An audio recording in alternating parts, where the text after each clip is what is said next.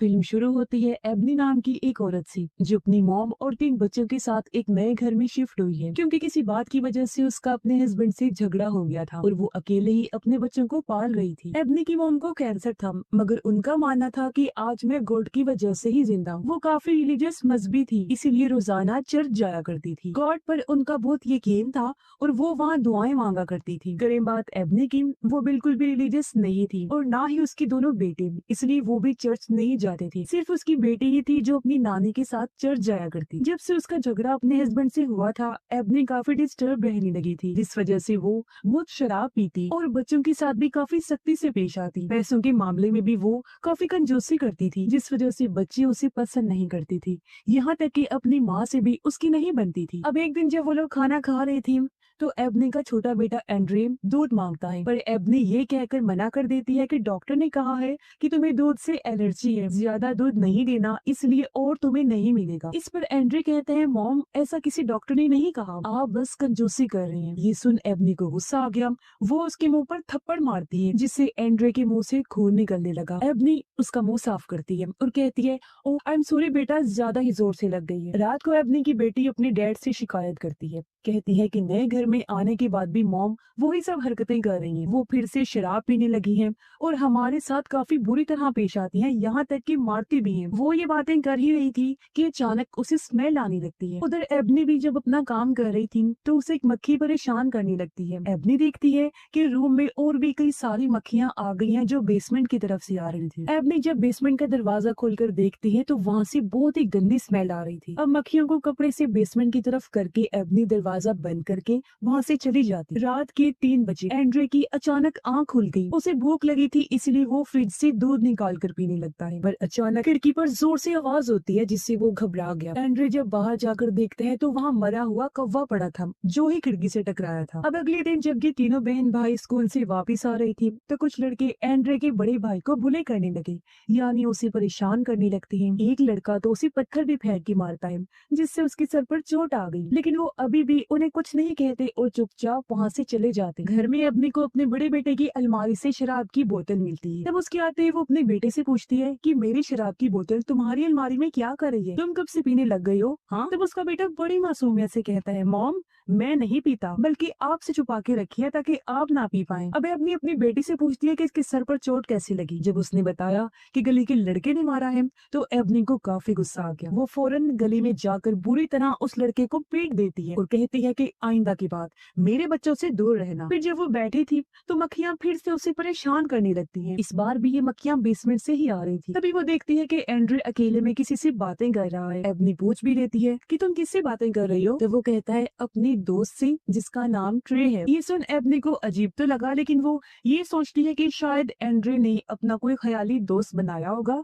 इसलिए वो इस बात को टाल देती है। रात में एंड्रे बेसमेंट में चला गया और एबनी को फिर से अजीब आवाज आने लगती है। वो नीचे चेक करने आई तो बेसमेंट का दरवाजा खुला हुआ था, जिसे जाते वक्त एंड्रे खुला छोड़कर गया होगा, तो वो दरवाजा बंद करके सोने चली जाती है। अगले दिन जब एबनी की मॉम अपना चेकअप करवाने हॉस्पिटल गई तो उन्हें पता चलता है कि उनके इलाज के लिए इंश्योरेंस वालों की तरफ से पैसे नहीं आ रहे, बल्कि एबनी उन्हें बिना बताए उनके इलाज के लिए पैसे भर रही है। ये जानकर अब उसकी मॉम को समझ आती है कि आखिर क्यों एबनी इतनी कंजूसी करती है। रात को एबनी का बेटा देखता है कि आज वो फिर खूब शराब पी कर आई है, जिस वजह से उसे काफी बुरा लगा। एबनी के आते ही उसकी मॉम कहती है, मुझे पता चला है कि मेरे इलाज के पैसे तुम भर रही हो, मुझे समझ नहीं आ रही बेटी, मैं तुम्हें क्या कहूँ, कैसे शुक्रिया अदा करूँ। इस पर एबनी कहती है, आपको कुछ भी कहने की जरूरत नहीं है मॉम, ये मेरा फर्ज है। इतना बोलकर वो सोने के लिए चली जाती है। तभी उसे एक डरावना सपना आया कि कोई आदमी उसके कमरे में घुस आया है। अचानक डर से एबनी की आंख खुल गई। तभी वो देखती है कि दरवाजा खुला हुआ है, जो अचानक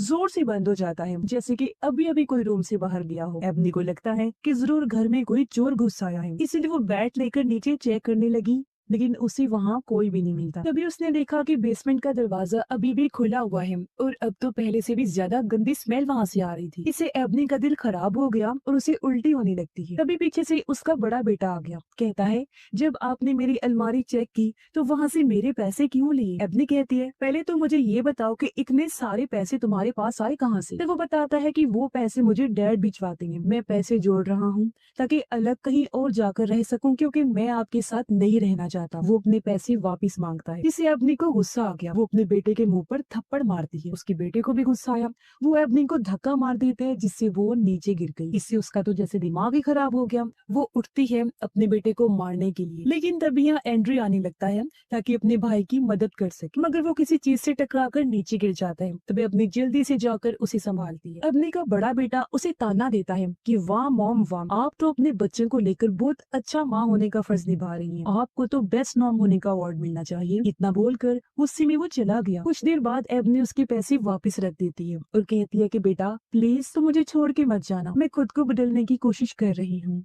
प्यार से रहूंगी तुम लोगों के साथ। अब मक्खियों और बदबू से परेशान होकर अगले दिन एबनी प्रेस कंट्रोल वालों को बुलाती है बेसमेंट को चेक करने, पर वहाँ से मरी हुई बिल्ली मिलती है, लेकिन बिल्ली हटाने के बदले वर्कर बहुत सारे पैसे मांगता है। एबनी के पास इतने पैसे नहीं थी तो वो मना कर देती है, मगर फिर उसका बड़ा बेटा आकर वर्कर को पैसे देता है। अगले दिन यहाँ एक सोशल वर्कर भी आती है जो ये देखने आई थी कि एबनी अपने बच्चों के साथ कैसे रह रही है, ठीक से रह भी रही है या नहीं। असल में एबनी की बेटी ने क्योंकि अपने डैड को शिकायत कर दी थी तो उसके डैड ने केस करवा दिया था कि एबनी बच्चों की कस्टडी के लायक नहीं है, बच्चे उसके साथ नहीं रहने चाहिए, वो शराब पीती है और बच्चों को मारती पीटती है। सोशल वर्कर देखती है कि उसके बेटे की बाजू पर निशान बना हुआ है, एंड्री को भी चोट लगी हुई है, जिस बारे में वो उनसे पूछती है, लेकिन बच्चे उसे कुछ नहीं बताते और बात को टाल देते हैं। लेकिन सोशल वर्कर समझ गई थी कि बच्चे कुछ छुपा रहे हैं, जरूर एबनी ने इन्हें मारा पीटा था, इसलिए वो एबनी को वार्न करके वहाँ से चली जाती है। बाहर आकर वो देखते हैं कि एक और औरत इन पर नजर रख रही है, लेकिन ये सोचकर वो टाल देते हैं कि जरूर ये भी सोशल वर्कर के साथ ही आई होगी। अगले दिन एबनी की बेटे की बर्थडे थी। एबनी उसकी बर्थडे पार्टी करती है और उसे वही महंगा फोन तोहफे में देती है जो इतने टाइम से उसकी बेटी मांग रही थी। उसकी बेटी खुश हो गई और अपनी माँ के गले से लग जाती है। पार्टी के दौरान एबनी को धम धम की आवाज आती है जो बेसमेंट से आ रही थी। उसने जब चेक किया तो वहाँ एंड्रे खड़ा था जो दरवाजे पर अपना सर मार रहा था, साथ ही उसका बर्ताव भी काफी अजीब था। एबनी उसे यहाँ पाकर काफी हैरान रह जाती है और कहती है मैं तो तुम्हें ऊपर सुला कर आई थी ना, तो तुम फिर यहाँ क्या कर रही हो। तब एंड्रे जवाब देता है कि मैं अपने दोस्त ट्रे से मिलने आया था जो बेसमेंट में बने एक होल में रहता है। एबनी को ये चीज काफी अजीब लगी। एंड्रे को जब उसने चेक किया तो उसे तेज बुखार था, इसलिए एबनी उसे वापस ऊपर उसके कमरे में ले जाकर सुला देती है। पार्टी खत्म होने के बाद एबनी देखती है कि एंड्रे फिर से नीचे खड़ा हुआ है और ये तीसरी बार था जब वो अपने बेड से उठकर आ गया था। और क्योंकि एबनी को भी काफी नींद आ रही थी इसलिए वो एंड्रे को फिर से ऊपर भेजकर सोने के लिए चली जाती है। लेकिन आधी रात को फिर से पूरे घर में धम धम की आवाजें आने लगती है। इस बार ये आवाजें सभी को सुनाई दे रही थी। एबनी चिल्लाकर बच्चों को कहती है कि शोर मत करो, चुप करके सो जाओ, लेकिन जब फिर भी आवाजें नहीं रुकती तो एबनी को गुस्सा आ गया। वो बच्चों के पास जाती है चेक करने और हम बच्चों की चीखों की आवाजें सुन पाते। ये आवाजें सुनकर एबनी की मॉम भी वहाँ आ गई जो देखती है कि बच्चे डरे सहमे दीवार के साथ बैठे हुए हैं और उनके सामने अजीब हालत में एबनी बैठी हुई थी। सारी सूरत हाल देखकर एबनी की मॉम को काफी अजीब लगा। वो बच्चों से पूछती है कि यहाँ क्या हो रहा है, तो बच्चे कहते हैं कि मॉम हमें दीवार के साथ पटक के मार रही थी। इस पर एबनी रोते हुए कहती है कि नहीं मॉम, मैंने कुछ भी नहीं किया ऐसा। अब कल तो हबी हो जाती है क्योंकि तीनों बच्चे स्कूल जाकर अजीबोगरीब हरकतें करने लगते हैं। एंड्री तो क्लास के दौरान टॉयलेट ही कर देता है। ना सिर्फ ये बल्कि वो उसे खाने भी लगा और जब टीचर ने उसे ऐसा करने से मना किया तो वही चीज वो टीचर की तरफ भी फेंक के मारता है। उसकी बहन भी अपने टीचर को जाकर कहती है कि मेरे जिस्म से खून आ रहा है, यानी उसे फीमेल्स वाला मसला हो गया था। एबनी का बड़ा बेटा जब क्लास में था तो एक लेक्चर के दौरान वो जोर जोर से हंसने लगता है। टीचर भी उसे रोकने आई लेकिन उसकी हंसी तो रुकने का नाम ही नहीं ले रही। ऐसी हालत में वो जमीन पर बैठकर और ज्यादा हंसने लगता है। इसके बाद तीनों बच्चों का चेकअप करवाने के लिए उन्हें हॉस्पिटल ले जाया जाता है। दिमागी टेस्ट के दौरान जब एंड्रे को एक कौवे की तस्वीर दिखाई जाती है तो वो उसे ट्रे कहकर बुलाता है। तीनों बच्चों के टेस्ट करने के बाद डॉक्टर एबनी को बताती है कि रिपोर्ट्स बिल्कुल नॉर्मल आई हैं और बच्चे बिल्कुल ठीक। ये सुन एबनी डॉक्टर से बहस करने लगी, कहती है कि मेरे बेटे ने टॉयलेट करके वो सब किया, ये कोई नॉर्मल बात नहीं है, जरूर आपसे कोई गलती हुई है, आप दोबारा टेस्ट करिए। इस पर डॉक्टर को गुस्सा आ गया। वो उल्टा एबनी से ही सवाल करने लगी कि बच्चों के जिस्म पर चोटों के निशान है, आप पहले ये बताएं कि वो कैसे हुए। इस पर एबनी कोई जवाब नहीं देती और चुपचाप वहाँ से चली जाती। बाहर आकर एबनी की मॉम उसे कहती है कि तुम खामखा डॉक्टर से बहस कर रही थी, वो ठीक कह रही है कि रिपोर्ट्स नॉर्मल हैं और बच्चे ठीक है, क्योंकि मेरे हिसाब से बच्चों के साथ कुछ और ही हुआ है, कोई पैरानॉर्मल चीज। मतलब कि मुझे लगता है कि घर में कोई बुरी आत्मा है और वो ही ये सब कर रही है। घर आने के बाद एबनी की मॉम दीवार पर एक क्रॉस लगा देती है तब एबनी कहती है, मॉम ये सब फजूल की चीजें हैं, इनसे कुछ भी नहीं होता। फिर जब एबनी एंड्री को नहलाने जाती है तो उसने देखा कि मेरे बड़े बेटे ने एंड्री को जोर से पकड़ा हुआ है और वो उसे बाथ टब में डुबोकर मारने की कोशिश कर रहा है। एबनी फौरन भाग आई, एंड्री को छुड़वाने की कोशिश करती है, लेकिन उसने बहुत जोर से पकड़ा हुआ था। अब एबनी अपनी पूरी ताकत लगाकर अपने बड़े बेटे को दूर खींच लेती है और इस तरह एंड्री की जान बच जाती है। तब यहाँ एबनी की मॉम भी आ गई और एबनी का बड़ा बेटा अपनी नानी के गले से लगकर रोने लगा। कहता है, पता नहीं मैं ये क्यों कर रहा था, ऐसा लग रहा था जैसे मुझसे कोई और करवा रहा था। अब बच्चों के साथ इस तरह की अजीब चीजों की वजह से कुछ दिन तक एबनी उन्हें स्कूल नहीं भी। इस बारे में सोशल वर्कर को भी पता चल गया, इसलिए अगले दिन वो बच्चों को देखने आती है, लेकिन एबनी उसे बच्चों से मिलने नहीं देती और उसे समझाने की कोशिश करती है कि मेरे बच्चों के साथ बहुत अजीब चीजें हो रही हैं। तभी एबनी की मॉम बहुत गुस्से में बैट लेकर यहाँ आ जाती है और वो सोशल वर्कर को अपने घर से धक्के मारकर निकाल देती है। बाहर वही अजीब औरत फिर से आई हुई जो उनकी तस्वीरें ले रही होती है। तब एबनी की मॉम उसे भी गालियां देकर वहां से भगा देती है। इसके बाद एबनी की मॉम अपने चर्च वालों के पास मदद मांगने के लिए जाती है। उन्होंने बताया कि हमारे घर में कोई बुरी आत्मा है, तो आप हमारी मदद कीजिए। पर चर्च वालों ने मना कर दिया कि हम आपकी कोई मदद नहीं कर सकते, इस मामले में आप किसी और से जाकर मदद मांगे। उधर एबनी से मिलने वही अनजान औरत आती है जिसे सोशल वर्कर की ही साथी समझ रहे, लेकिन वो कोई और ही थी। वो एबनी को बताती है कि मैं जानती हूँ तुम परेशान हो, तुम्हारे साथ अजीब चीजें हो रही हैं क्योंकि तुम्हारा घर भूतिया है, तुम मुसीबत में हो और मुझे तुम्हारी मदद करने के लिए गॉड ने भेजा है क्योंकि मैं एक प्रीस्ट। फिर वो एबनी को इस घर की तारीख के बारे में बताती है और उसे एक फैमिली की तस्वीर दिखाकर कहती है कि 20 साल पहले इस घर में एक फैमिली रहा करती थी और उनके छोटे बेटे के साथ भी वही सब हुआ था जो अब आपके बेटे एंड्रे के साथ हो रहा है। उन्होंने हर तरह से अपने बेटे का इलाज करवाया था, लेकिन उसे जरा सा भी फर्क नहीं पड़ा था। तब जाकर उन लोगों ने मुझसे बात की मदद मांगी। ये सुनकर एबनी कहती है, फिर आपने उस बच्चे का एग्जॉर्सिज्म किया होगा, यानी उस आत्मा को बच्चे के अंदर बुलाकर उसे भगाना। तब प्रीस्ट कहती है कि नहीं, मैं कोई एग्जॉर्सिस्ट नहीं हूँ जो एग्जॉर्सिज्म करती, बल्कि मैं तो एक प्रीस्ट हूँ और मैंने तब उस पर डिलीवरेंस किया था जो एग्जॉर्सिज्म से अलग होता है। इसमें उस बुरी आत्मा को भगाने के लिए हमें किसी के अंदर बुलाना नहीं पड़ता, बल्कि सिर्फ किसी होली चीज जैसे कि होली वाटर, इसी तरह की कोई और पाक साफ चीज से उस बुरी आत्मा को छूकर भगाया जाता है। यानी जिस पर हमें शक हो कि इसके अंदर आत्मा है, जैसे कि इस टाइम तुम्हारे बेटे एंड्रे के अंदर लग रहा है। आगे प्रीस्ट बताती है, मगर उस टाइम मैं डिलीवरेंस करने में कामयाब नहीं रही थी, वो फेल हो गया था, जिस वजह से मैं उनके बच्चे को नहीं बचा पाई, वो मर गया। लेकिन बच्चे की मौत के बाद भी सब वैसा ही रहा। कुछ टाइम बाद उस बच्चे की मॉम को पता नहीं क्या हुआ, आधी रात को उसने अपने सोए हुए हस्बैंड को मार डाला, कुल्हाड़ी से उसका सर काट कर। फिर उसने अपनी बेटी को भी मार दिया और आखिर में अपनी भी जान ली। अब एबनी उस फैमिली के बच्चे का नाम पूछती है जिसकी सबसे पहले मौत हुई थी। तो प्रीस्ट बताती है कि उसका नाम ट्रे था। ये सुन एबनी चौंक जाती है। वो प्रीस्ट को बताती है कि एंड्रे ने अपना एक ख्याली दोस्त बनाया हुआ है जिसका नाम भी उसने मुझे ट्रे ही बताया था। प्रीस्ट कहती है वो कोई दोस्त नहीं है, दुश्मन है, क्योंकि वो एक शैतान है जो बच्चों के सामने बच्चों के ही रूप में आता है ताकि वो उन्हें धोखा दे सके, और वो ऐसे करते करते तुम्हारे बेटे को ले जाएगा। अब ये सुनकर एबनी को गुस्सा आ गया, क्योंकि वो गॉड पर तो यकीन रखती नहीं, शैतान पर क्या रखती। इसलिए वो प्रीस्ट को कहती है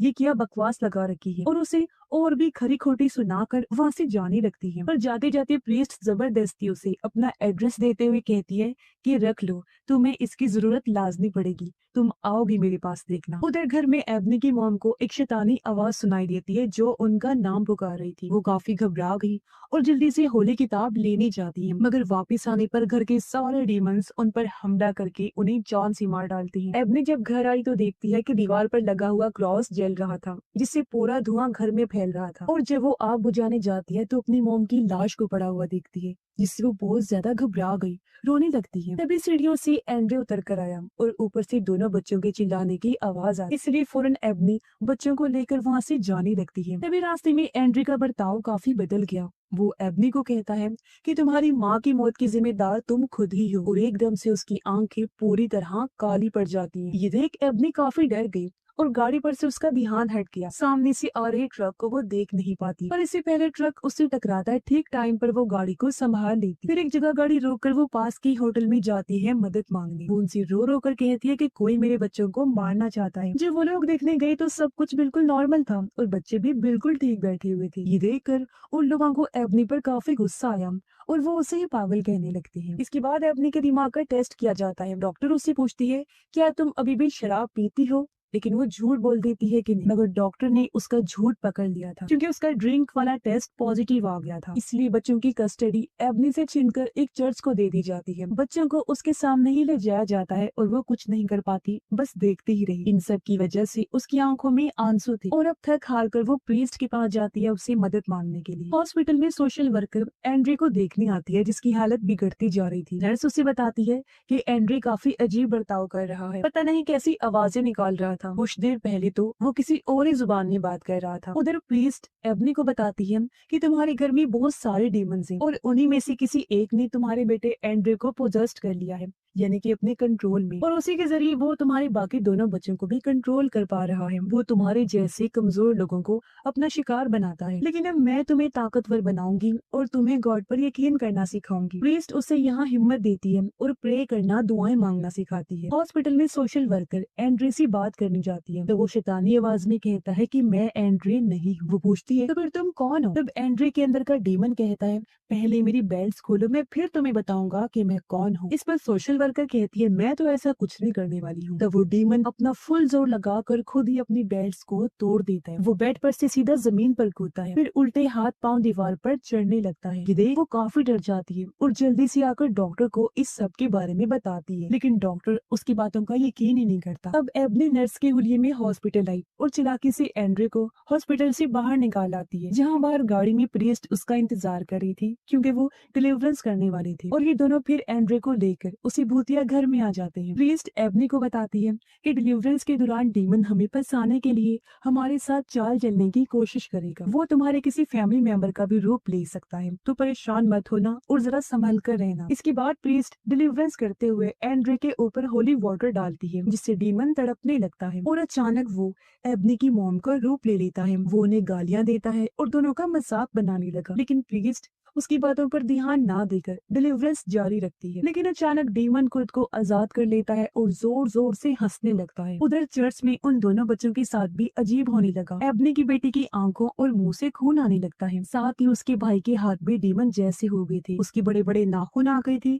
जिनसे वो अपने ही सीने को खुरच कर जख्मी करने लगता है। प्रीस्ट एबनी को ऊपर भेज देती है और अकेले ही डीमन का सामना करने लगती है, लेकिन जो डीमन था वो फिर से एंड्रे का रूप ले लेता है और वहाँ से गायब हो चुका था। अब इससे पहले प्रीस्ट कुछ समझ पाती, डीमन उसका गला पकड़ लेता है और दीवार पर पटक के मारने लगता है। वो उसका बहुत बुरा हाल करता है, कभी वो उसे बालों से घसीट कर मारता है तो कभी हवा में उड़ाकर और फिर नीचे गिराता रहता है। कुछ टाइम बाद एबनी नीचे चेक करने आई। वो देखती है कि प्रीस्ट जख्मी हालत में जमीन पर पड़ी हुई है और उसके पास ही एंड्रे बैठकर हंस रहा होता है। फिर अचानक वो गायब हो गया। एबनी प्रीस्ट के पास आई जिसकी हालत बहुत खराब थी। वो आखिरी सांसें गिन रही थी। वो एबनी को कहती है कि मैं फेल हो गई और उसे होली वाटर देते हुए कहती है कि अब ये काम तुम्हें ही करना होगा। इतना बोलकर वो अपना दम तोड़ देती है। इसके बाद अपनी एंड्रे को ढूंढने लगी। उसे तलाश करते हुए वो बेसमेंट में आ जाती है, लेकिन एंड्रे उसे कहीं नहीं मिलता। फिर अचानक वो उसके सामने आ गया। बिना टाइम गवाए एबनी उस पर होली वाटर डाल देती है, जिससे डीमन को तकलीफ होने लगी